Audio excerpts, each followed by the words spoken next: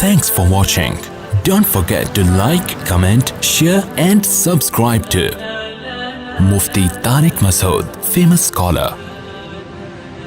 آج کل سب سے زیادہ ہدف حضرت معاویہ رضی اللہ تعالیٰ عنہ کو بنایا جاتا ہے. حضرت معاویہ نے اسلام کی بہت خدمت کی ہے.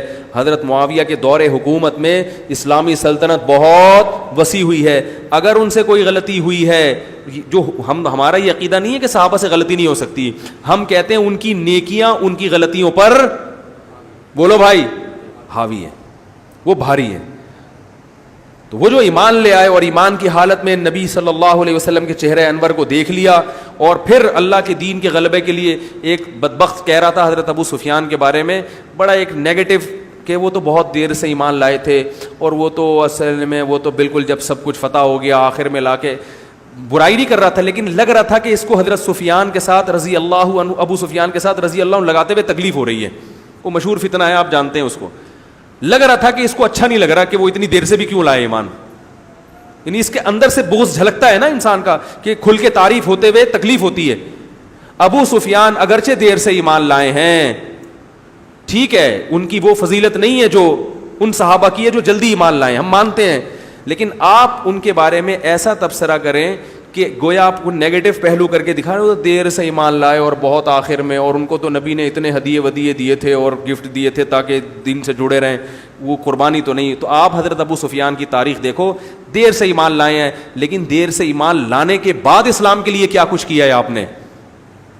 حضرت ابو سفیان نے دیر سے ایمان لانے کے بعد اس تاخیر کی تلافی بھی کی ہے.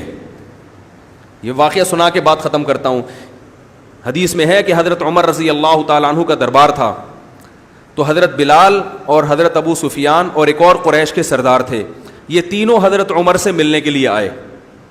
حضرت عمر رضی اللہ تعالیٰ عنہ نے سب سے پہلے اجازت دی حضرت بلال کو. تو حضرت ابو سفیان کو غصہ آیا کہ ایک غلام ہے اور ہم عرب کے سردار ہیں, عمر بن خطاب آج غلاموں کو سرداروں پہ ترجیح دے رہے ہیں. تو وہ جو دوسرے صحابی تھے نا, ان کا نام ذہن سے نکل گیا. انہوں نے کہا اے ابو سفیان, دیکھو جب اسلام کمزور تھا تو ساتھ کس نے دیا؟ بلال نے. ہم مخالفت کر رہے تھے اس وقت, تو آج اللہ نے بلال کو ہم پہ ترجیح دے دی ہے. کل قیامت میں بھی ایسا ہوگا, تو اس لیے بہتر یہ ہے کہ ہم اس نقصان کو, میں ان کے پورے الفاظ نہیں بتا رہا, اس کا مفہوم بیان کر رہا ہوں کہ جو نقصان ہم سے ہو چکا ہے ہم اس کی کیا کریں؟ تلافی. اس کے بعد میدان جہاد کی طرف نکل گئے. حضرت ابو سفیان بھی گئے. حضرت ابو سفیان کی زندگی پھر کہاں گزری ہے؟ محاذوں پہ, رومیوں سے لڑائی میں شریک ہوئے. اور حضرت ابو سفیان تو ایسا لڑے ہیں پھر اللہ کی راہ میں کہ اپنی زوجہ حضرت ہندہ کو بھی لے کر جاتے تھے. ایک جنگ میں شکست ہوئی ہے تو اپنی زوجہ حضرت ہندہ کو پتہ کیوں لے کر گئے؟ تاکہ جب ہم پیچھے پلٹ کے بھاگے نا, یعنی اتنا سخت حملہ ہوگا تو عورتیں ہمیں تانا دیں گی, صحیح ہے نا, آر دلائیں گی.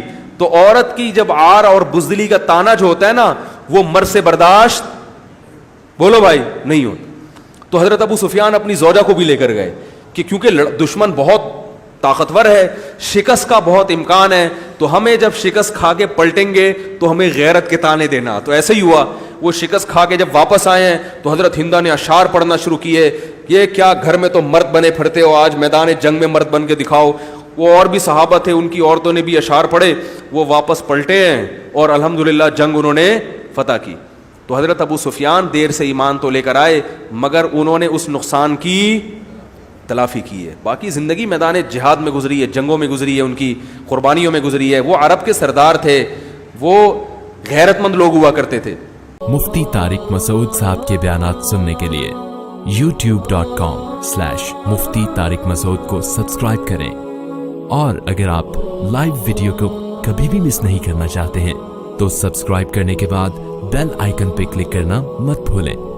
جزاک اللہ.